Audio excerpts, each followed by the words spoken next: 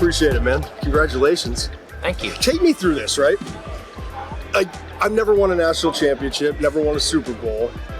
Worked in this business, we're all competitive people. When the confetti comes down, knowing everything that's gone into it, and that this is your baby, right? Like all the work and everything you've put in, all the years and the struggles, and when it comes down, you're holding the trophy. Is it there on the stage, on the field? Is it on the stage? Is it back in the under the in the bowels of the stadium when you have that moment where you're like, I don't know, what is it? Is it gratitude? Is it adrenaline? Like, take us through that. I think it's all of those, but I think I got to go back, and you'll love this because it's your old teammate, So, but in 2017, we were on our way to Minnesota, and I said something to Joe. I said, what if we win this game? I said, you're not going to find me for a month. I'm going to be on a bender. I'm going to be celebrating. It's going to be unbelievable. And that moment, I think, was a little different than this. And that was the first one. And had been part of teams that had lost 4 championship games and a Super Bowl. And, we won that really on the last play. I mean, Tom still got the ball in his hand, down 8, and the ball's in the air. I can't find it. It looks like someone caught it, but actually hit the ground. And then it's just like, it's almost partly relief, definitely joy, but it's almost like, man, you got one, right? Right. And so we come back from Minnesota Monday. Tuesday, it's like 9:30. I'm like, where's Joe? I call him. I go, where are you, bro? And he goes, I'm having breakfast with my family. I'm like, get your ass in here. We're 6 weeks behind everyone. We're going to get our ass kicked. And he goes, hey. And I go, what's up? He goes, what happened to the month bender? What happened to like this all I did? I said, we got to get another one. Our good friend Joe Douglas, that sounds like him. And so I think for me, the first one, is this PG rated or PG-13? Whatever you want. Yeah. So I'd say like the first one's almost like, can I say this, Bob? Yes, can we delete this? Is this live? You don't know what I'm saying? You don't know what I'm saying? This is the best part. You can be you. It's almost like the first time you have sex. You're so glad you had sex. It's not even the quality of it. The second time, that's actually great. The second time, it's like, wow, I could actually have fun and enjoy this.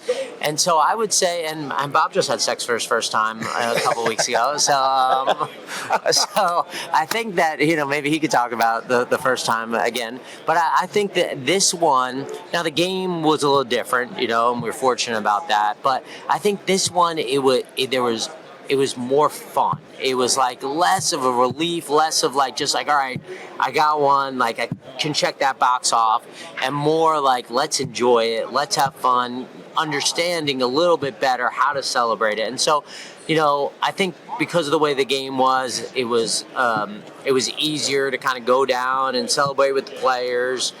And that confetti, when that confetti falls, and it's, I think, a little different than the championship games. When that confetti falls and you're the last team standing, that's the only thing you strive for going forward. And it's like it used to be when I was a GM. It used to be, all right, we won the division, we made the playoffs. All right, we'll probably get another year on our contract. Great, you know? And then once you feel that, it's almost like this is the only way I can truly feel good about a season. And doing that with people you actually genuinely care about, players, coaches, staff, ownership, and then obviously your family and friends, special. You've endured some shit, man. Like, it's been a long road for you, and I've always respected that about you. Like, you've gone your own path. I mean, you look at like front office intern, salary cap counsel, director of football administration to get where you were. When you look back on all of it, what was it about your path now that becomes a strength over time, right? At first you're kind of trying to overcome it and trying to move on and become where you are now.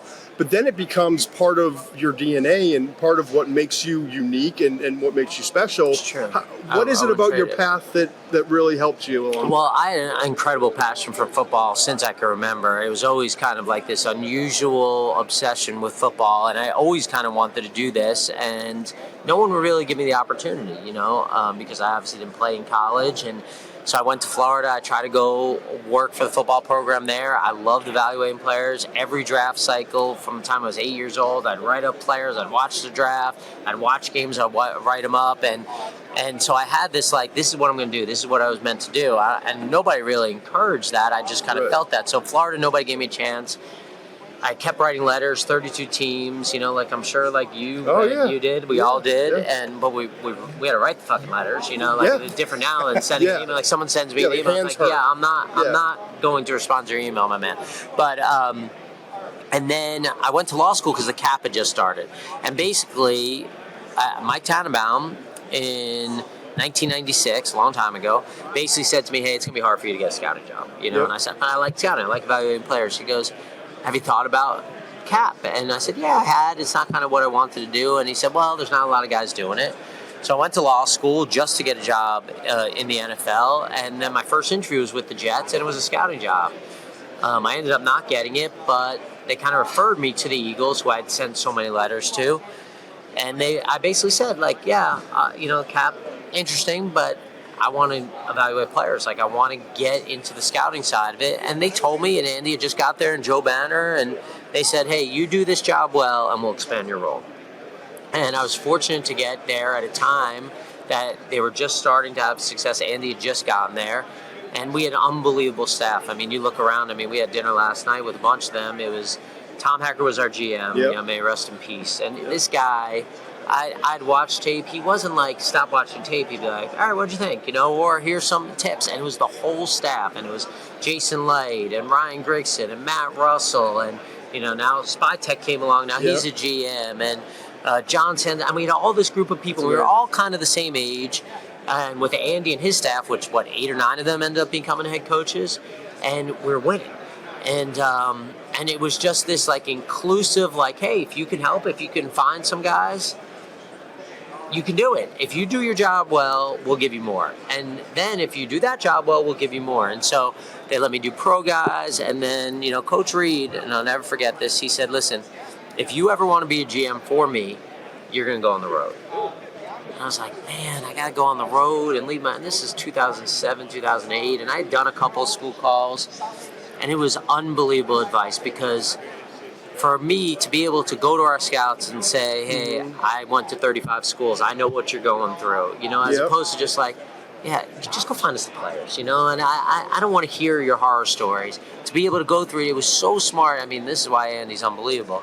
And so to have that kind of backing and that organization, and then so it was really kind of, and I got to point to this, it was really like, it was just arrow up, like everything was going well. I kept getting promoted, and I was working with people, whether it was Joe as the president team, Jeffrey, obviously the owner, Andy, who had been there, and we all have been together. And then when I became GM for Andy, and still obviously him and the greatness of him, and then he leaves, right? And that year was tough. His son died. It was really tough on all of us, and he left, and he needed a fresh start, and then it was like, all right, like I had worked with all these people who had really kind of become like family. Now we have to go find a head coach for the first time. And it was like, all right, well, what are we looking for? You're replacing this legend, maybe the greatest coach of all time, certainly in the top 3, in my opinion. And so it's like, all right, let's just go find someone innovative, someone dynamic, none of like, how are they going to interact with the rest of the building? How are they going to interact with me? How are they going to treat everything? It's just like, results. And I paid for that with my job. And it was the first time that it really was like, wait, it's not really going well, and teams were okay. We won 10 games the both years that I was with Coach Kelly, but it was all of a sudden like different visions, different philosophies, and it was like I was out. And that adversity, I think, to me, was the best thing that could happen to me because as a young GM and things going your way and then publicly kind of embarrassed and having to reset and to kind of get back to like. Well, what did you lean on then? Like that's like you lost your dream job. Yeah. You're like, hey, move on out. And that takes like a certain level of mental strength. Like we've all I just lost a job a year and a half ago. I just got laid off.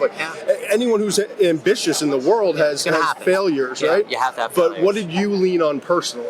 Well, one, it was almost like, all right, I had this opportunity. It didn't work. Well, no matter how much time, and I didn't really do it the way I wanted to. I kind of I didn't, the values that I thought that I had to run a team, I didn't reflect them. And so I said, I'll probably not get an opportunity again. They're so hard to come by. But at the time, I was still employed by the Eagles, because we weren't losing, So I was still employed, and Jeffrey let me go meet with people and talk to people.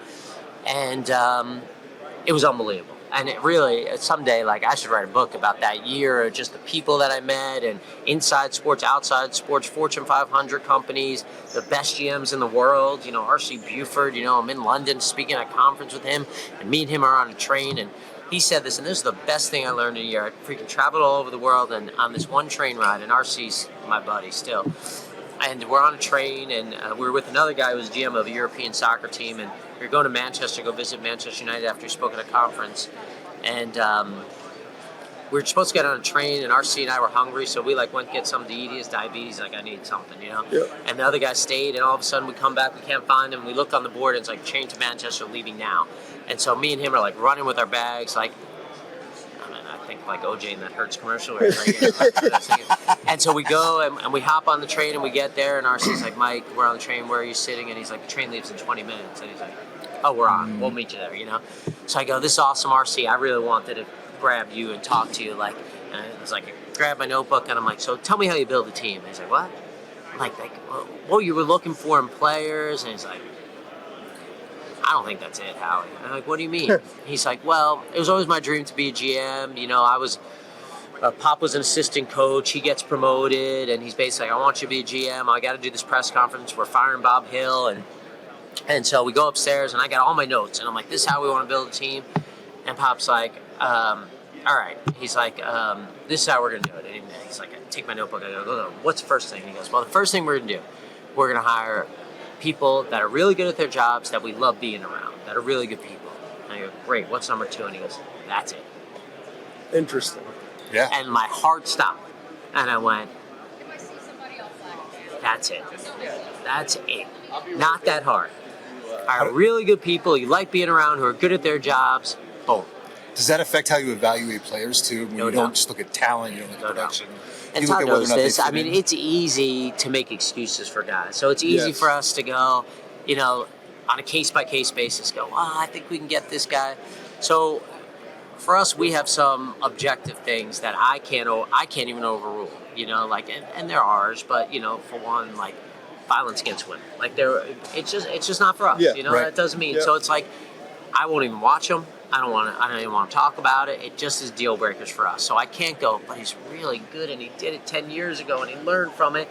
It just doesn't work for us. So I want to be able, I got 4 kids. I want them to be able to walk in the locker room and me not have to go, just skip over that locker room. Yeah. Now that doesn't mean we got perfect guys. I mean, they're from different backgrounds, Some guys pop off more than others. Our head coach does that, sometimes. He's my guy. I love him. But I think for us, having good people, having people that you can rally around, and I think that our 2 championship teams really had really good people.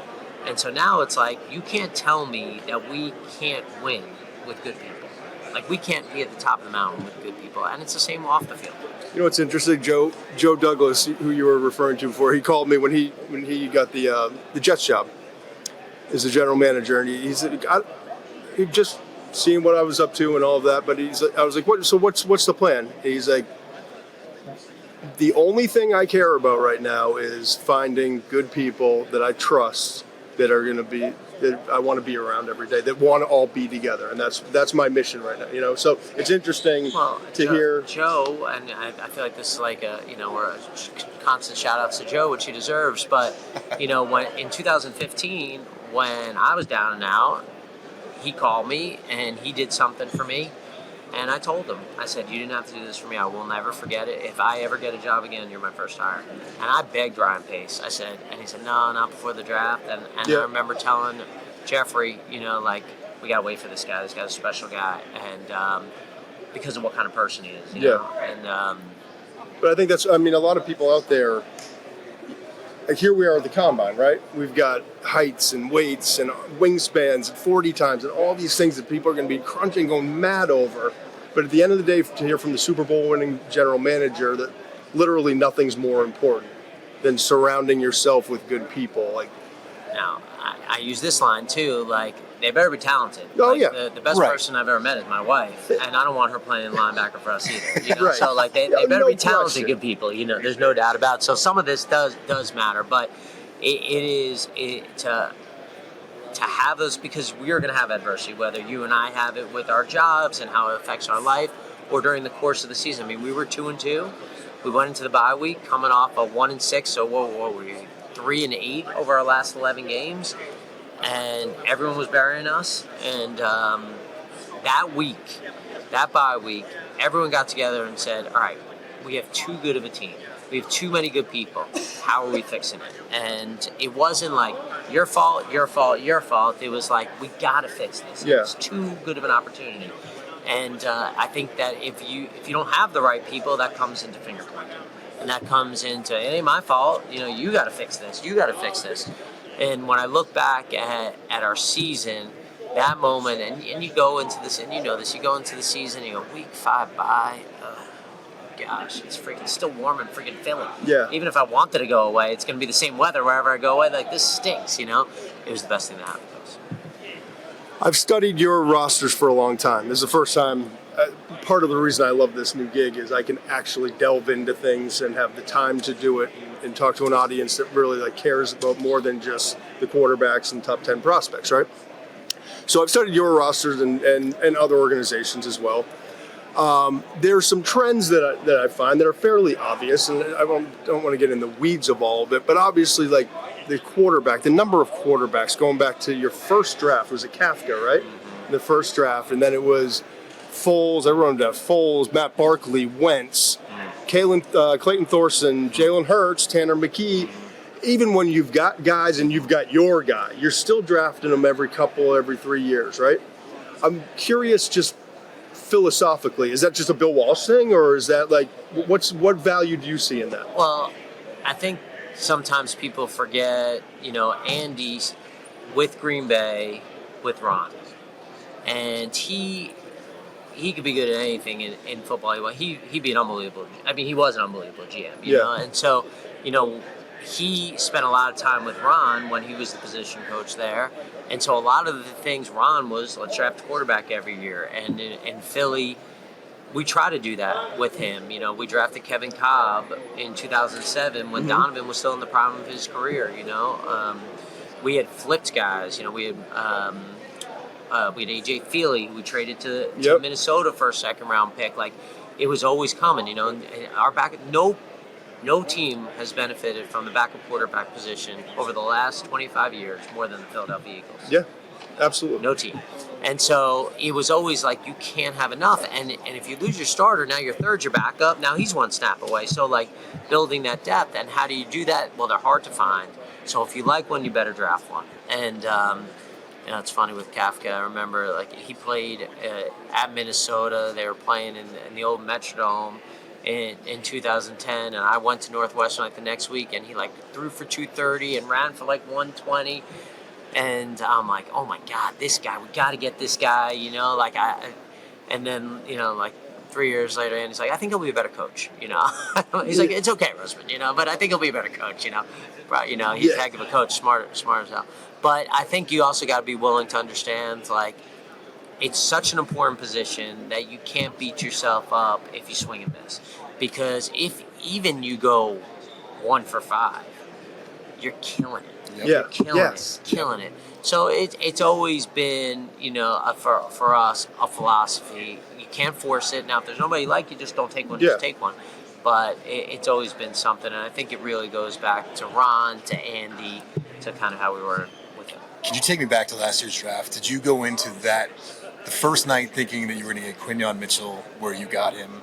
No. And then the second night, Cooper DeJean. Did you have any idea that they would they would last that long? No, I don't think that there was any scenario where we thought Q would be there where we were picking at 22. I think that Unreal. once the offensive players started falling and we got to like 16 or 17 and we kind of saw the way the board was, it was like it's going to be a good spot for us and what we need. And When did you start to get excited? Well, I remember Jeff was like, "Do you want to move up?" And I said, "I think we're going to be all right." And he goes, "What?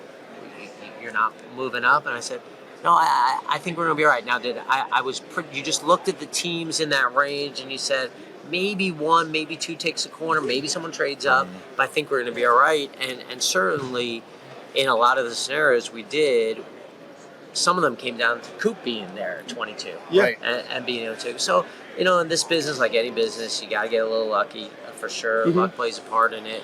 And the way that the draft went from an offensive perspective, obviously kind of fit what we needed at the time. You've spent an unbelievably disproportionate number of premium picks on defensive players. I used to have conversations with Bill Polian. He always went back to, you've got Peyton and quarterbacks.